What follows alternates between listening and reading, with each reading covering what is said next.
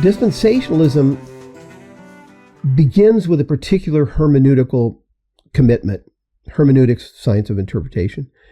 It begins with a particular hermeneutical commitment. That is, the Old Testament prophecies of this future glorious kingdom for Israel will be fulfilled as written, literally.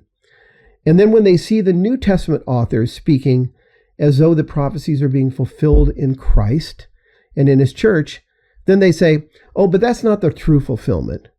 I've heard that a million different ways. No, that's just, like for instance, Peter is just making a spiritual application in Acts 2 when he says that David, knowing that God would raise someone to sit on the throne, looked forward to the resurrection. He's just making a spiritual application. The real fulfillment is the future literal one, when the Messiah will sit on a literal throne in a literal Jerusalem and all that.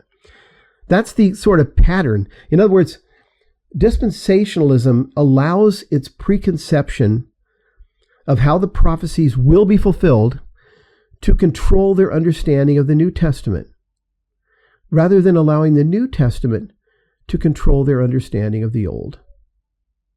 I think that's a profound point, profoundly affected me, because I began to think at this point, you guys, but isn't the teaching of Jesus and the apostles the most authoritative? I mean, shouldn't I listen carefully to what they say? And if the New Testament authors are telling me that these things are being fulfilled in Christ, in Jesus, and in his church, the body, how can I say, oh, but that's not the true fulfillment? Well, how do you know it's not the true fulfillment? Well, because I already know that the prophecies of the Old Testament have to be fulfilled as written. I start there. I know that this is what has to happen. And therefore, whatever Jesus says, whatever the apostles say, they're just making a spiritual application. That's not the true fulfillment. The true fulfillment is in the future. And then another thought came to me, and this is my final one, and it's one that you guys mentioned already a little while ago today. It just struck me, the idea of, isn't it strange that dispensationalists have the same essential view of the kingdom as the Jews of Jesus' time had, those who rejected him because he didn't fulfill what their expectations.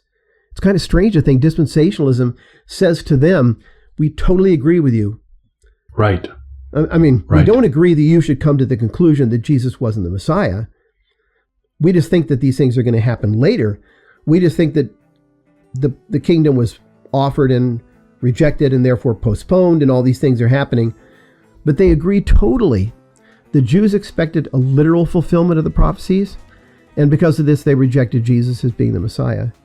Mm-hmm. Dispensationalists expect the same literal fulfillment of the prophecies, and because of this, they reject what the New Testament says about the prophecies being fulfilled in Jesus and in his body.